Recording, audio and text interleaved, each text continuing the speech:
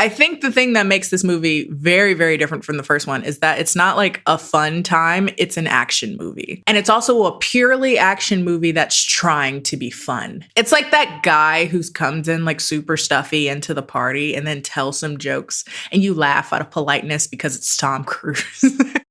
You are about to enter the courtroom of the Honorable Judge KennieJD. Does she have any movie critic experience? No. Does she have any authority? No. But they gave her a show anyways. The movies are bad. The cases are good. The rulings are final. This is in defense of... I'm fresh from the gym and my ass is still pulsating, so you know it's going to be a great day. The Marty Ailes ain't no joke, bro. Hi, welcome to In Defense of, a More Butter production. I am your host, your judge, and your jury, KennieJD. And on this show, podcast thing that we do, whatever, I talk about movies that got bad reviews or bombed at the box office and decide by myself, because again, I'm the only one with the gavel, whether or not they deserved it. Last week, we talked about Josie and the Pussycats. Fun time, by the way.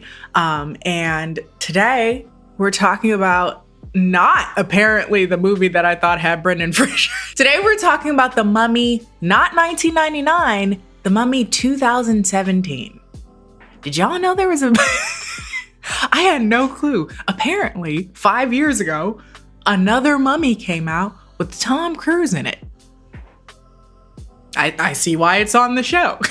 I had no idea this even happened. But before we talk about that, first be sure to like the podcast, like us on More Butter, subscribe on More Butter, follow us on Spotify or wherever else you listen to podcasts. And also be sure to put more movies that you would recommend to be defended in Kenny's courtroom. So like I said, again, today we're talking about The Mummy 2017. So for a little like behind the scenes thing, there's been like kind of a brainstorm that me and the team over here at More Butter have been talking about movies to possibly talk about. And someone said The Mummy. We did not qualify what year at first. So I'm like 1999, Brendan Fraser. People loved that movie. I loved that movie, but I was also 4. So maybe I didn't have a great concept of how people actually received it. So I was like, oh, okay. I didn't remember people not liking The Mummy. I know I love the original Mummy because hello, Brendan Fraser. And I remembered him as being the guy playing George of the Jungle. And I really liked George of the Jungle for all the best reasons. So I like actually watched the original Mummy and was coming on here planning to defend it. And then like our production team here was like, no, we meant 2017. And I'm like, what? Who? Wait, apparently The Mummy is a movie that existed, a remake, if you will, with Tom Cruise. Okay, but am I the only one that didn't know that this ever existed? I had no clue. And so 5 minutes before I recorded this, I actually watched that Mummy for the first time. And I have thoughts. Yeah. The Mummy is a 2017 American action-adventure film directed by Alex Kurtzman. I think I said that pronounced. Wow, I can't speak. I think I said that correctly. I almost said, I think I said that correctly, or I think I pronounced that correctly at the same time. English is hard. Of course, not to be confused with the 1999 Mummy. This reboot of the original Mummy series was meant to be the first installment of a new series of films by Universal Studio called The Dark Universe.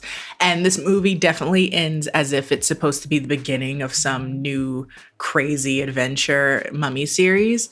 But apparently that didn't come to fruition, which kind of sucks because it definitely does end on like sequel bait. But, well, I guess it sucks depending on how you think about it because the movie was an experience.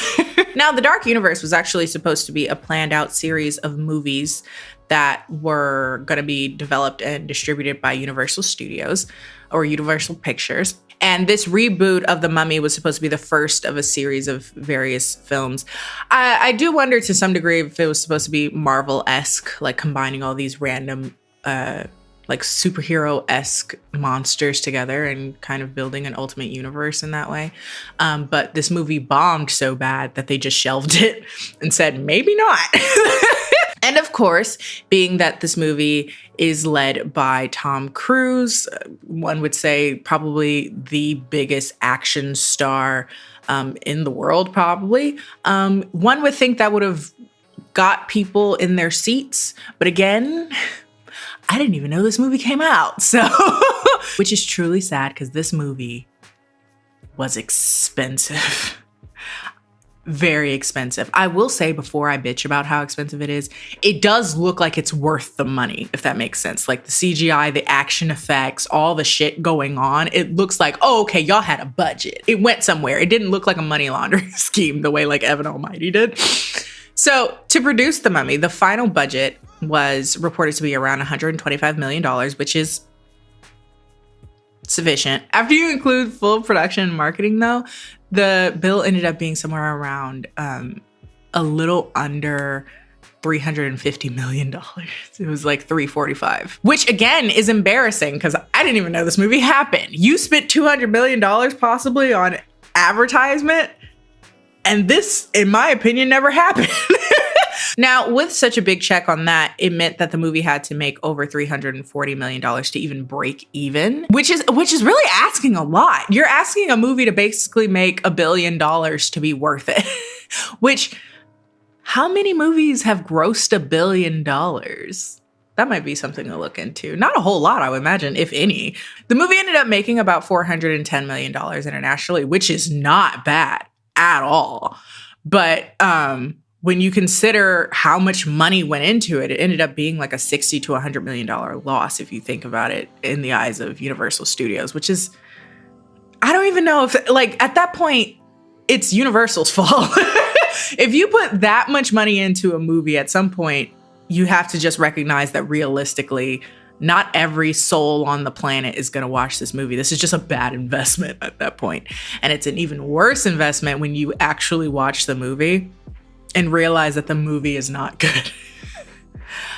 Before I get into my opinion on the movie, let's talk about Rotten Tomatoes real quick. 16% from reviewers, and 35% from audience scores.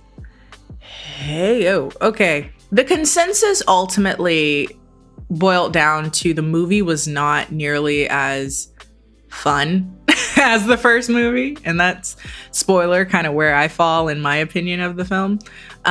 It lacked the campy fun of the franchise's most recent series, and failing to deliver many monster movie thrills, The Mummy suggests a speedy unraveling of the dark universe, which is fair. So again, because I, in preparation for this video, thought I was watching the other movie, so I watched the original Mummy, and you know, some things are very a movie from the 90s, and also it's set in like the 1920s or something like that, so it shows. But the movie itself is just so fun and so funny and creepy and scary, but it's actually a fun movie. And how do I put this? I don't think of fun when I think of Tom Cruise. Tom Cruise doesn't give me fun guy.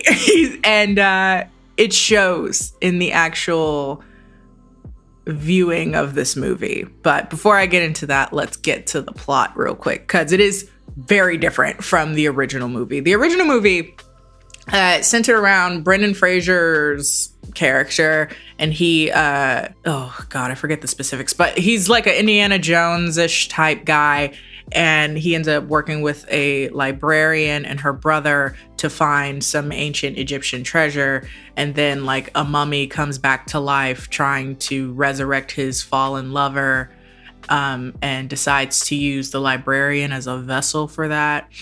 And then, you know, shenanigans ensues. It's an action adventure movie. It's a fun time. Brendan Fraser gets the girl. He's such a dick in that movie, but I'm not gonna lie, it's still really hot.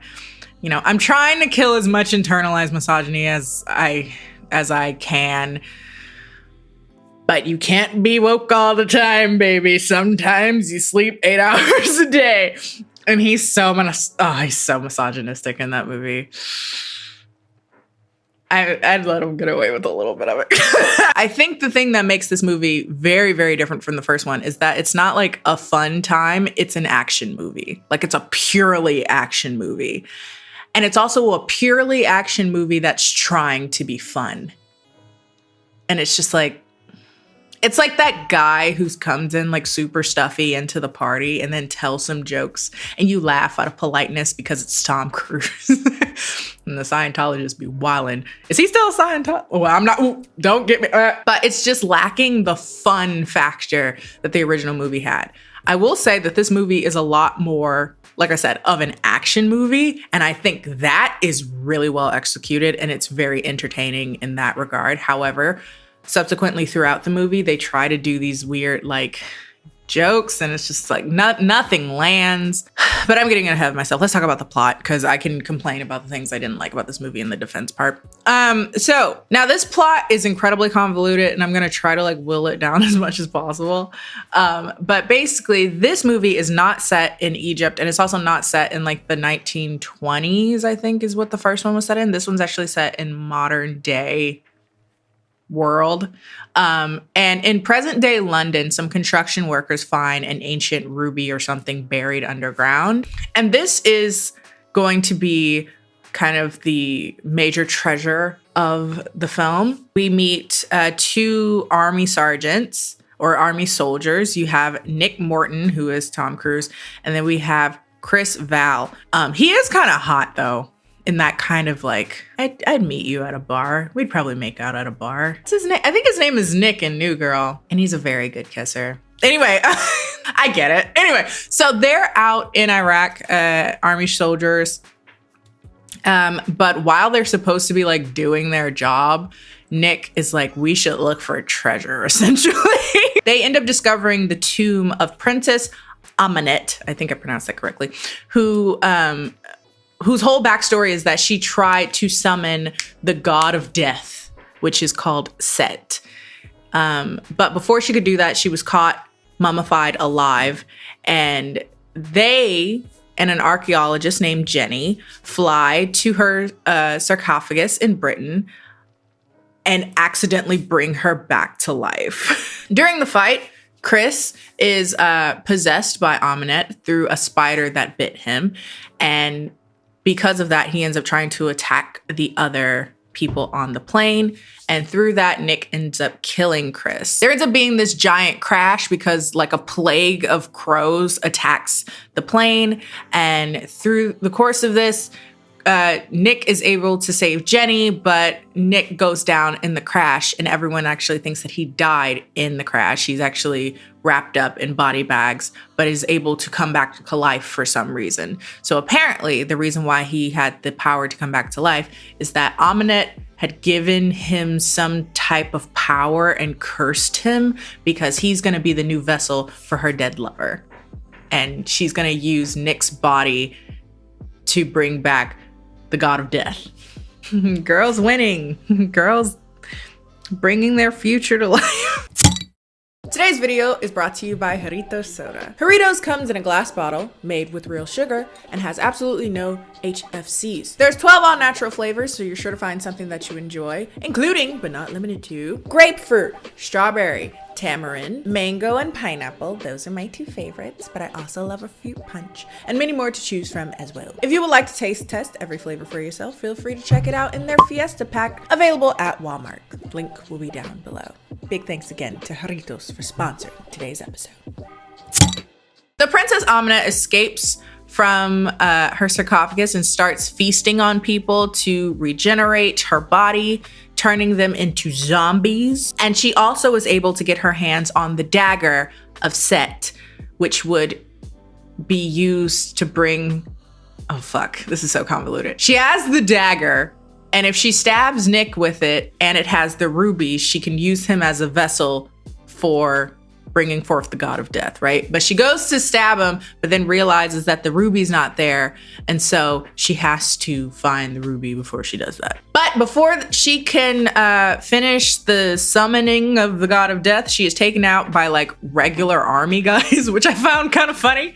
That's the interesting component of the like modern day thing that I find interesting. It's weird. Anyway, these soldiers, we later found out, are actually a part of like a secret agent group that's entire purpose is hunting down supernatural threats. And also apparently Jenny is a part of the secret society and nobody else knew. So the head of that society is basically like, what we're gonna do is we're gonna allow her to stab you, Nick, because once she does that, you'll be able to be like the vessel, and then we're gonna kill you. We're gonna destroy you. Anyway, a lot of actiony stuff happens. You know, she brings forth rain and people fighting and people heads coming off, zombies. It's a whole bunch of shit going on.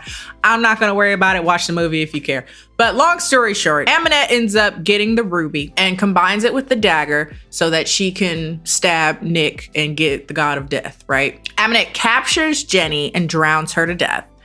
And when Nick is brought to Aminette, he sees Jenny's body lifeless. He ends up stealing the dagger, tries to shatter the ruby, because if he destroys the ruby, he destroys the dagger and therefore destroys the curse, and therefore everything can go back to normal.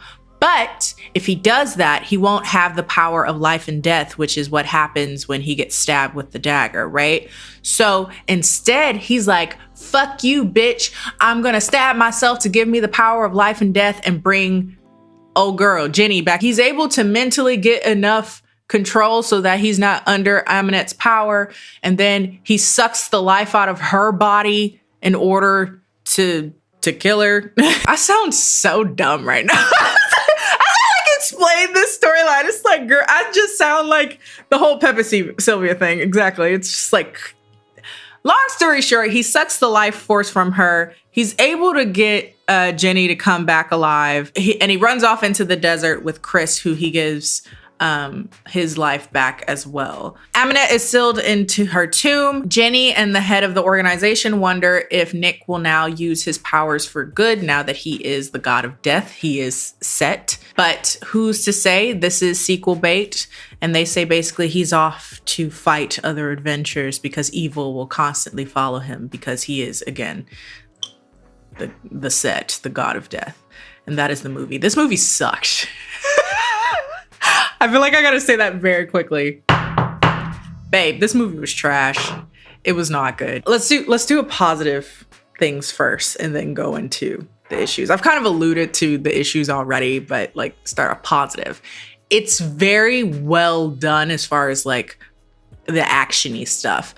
Tom Cruise is an action guy. We know him for Mission Impossible. We know him for, wasn't he in World War Z or something? He's that guy that's always running and jumping on shit and getting thrown around and jumping out of planes and shit. Like, that's who we think of when we think of that type of film star. The stunts are incredible. The action itself is incredible. I think it would have made a really good video game. I think they should have did that, honestly. This would have been a great Uncharted. I think if you can just focus on that, you'll really enjoy the movie. But oh God, it's really hard to explain how unfunny this movie is. And it has a very, and you're probably like, Kendall doesn't need to be funny. It does, because the movie tries to be funny a lot. It's like every other second is like an attempted joke, an attempted campiness, tongue-in-cheek kind of thing. And it's not funny.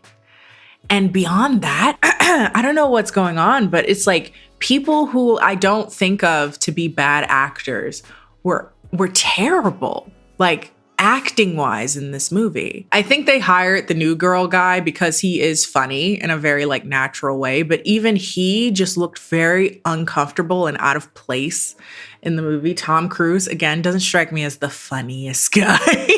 So he doesn't have any like natural comedic timing or like facial expressions for that. And so much of this movie is that. If they would have just kept it as like just a very If they played it straight the entire movie, I think it would have just been a new way to appreciate The Mummy, just thinking of it as a completely separate entity from the original movie, which is hard to do when you do a reboot, you know what I mean? Maybe they would have did better just making it like a sequel, a subplot that kind of separates it from the original franchise a little bit. But I feel like they felt that they had to have that undercurrent of like campy funniness, and it just doesn't land. It's actually fucking painful. like again, if they just didn't say anything in this movie or kept it very serious, I think it would have worked. But because they couldn't, they felt like they couldn't get rid of the funny, because that's what people will come in expecting from the original movie. Some girls got it. Some girls are just naturally funny. And you know, it's a talent. You can't have every talent. He's very great at jumping out of planes and playing like the serious character, but Tom Cruise is not a person you rely on for comedic relief. And just even as an actor, he's kind of a person that seems to take himself incredibly seriously, and it shows. Everyone there looks so uncomfortable. Can I say that? I think that's what it is. No one looks comfortable in their roles, except maybe the girl that played Aminette, the bad girl, the bad one. She did a decent job. Everybody else just looks like they don't really know what vibe is on set. Like everyone looks uncomfortable. The woman that plays Jenny is like really stoic in a way that I don't think was intentional. Again, it's supposed to be a lot more funny, and she's just not. She's not funny. Tom Cruise is certainly not funny. Chris in the movie, he tries, not funny. And for a movie that devoted, I'd say a hot 40% of the film on trying to make me laugh, I did not laugh a singular time.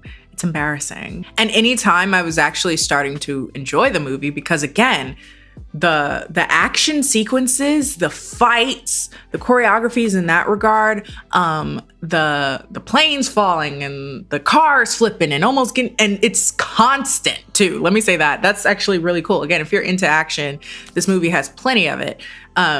It's trains coming in, it's fighting zombies, it's planes falling, crows coming in, there's, natural disasters, and it's just chaos at all times. And I kind of wish they would have just let that do the job for the entertainment of the film. Let the story itself and let the actual action be the movie, instead of feeling like they have to hold on to this like this whisper of comedy, because it just really dampened the entire experience. Again, not all of us can be funny and intelligent. I can't run. We can't have everything. We can't have everything, Tom Cruise. Like, I'm funny and you run a lot. Can't have both. Yeah. So yeah, I see why no one watched this movie. Well, actually, no, that's not even true. People watched the movie. It just lost a lot of money. And I understand why it was like forgotten. It's bad in a way that isn't even cool to continually talk about. It's just an hour and 40 minutes that I'll never get back and never will be reminded of, because they never got around to making the other ones. What were the other monsters, I wonder, that they were trying to find like origin stories for, to do like a Marvel adjacent type thing? I am curious, but because they started off with this hunk of shit, we'll never know, I guess. But for the final verdict, guilty. It deserved it. This movie sucked. I do think it's something that is worth watching just to understand this quality I'm kind of talking about. Like, again, if you can just enjoy it for the cool CGI and for the cool, like, action adventure-y things, I think that is handled incredibly well. Like, awesome. Like I was sitting there watching this one scene where they're in like an ambulance. They're speeding with an ambulance and it ends up going downhill. And it's this just like crazy, chaotic thing that I was thinking, like, how do you film this? Like, how do you do this? And that's really cool. And I really wish they would have just believed that could carry the movie. And I feel like they didn't think it could. And it shows. The movie does feel quite insecure. That's the word choice. Like, it feels like they didn't believe in themselves. But when you're backing a movie with $400 million, you gotta believe in yourself, man.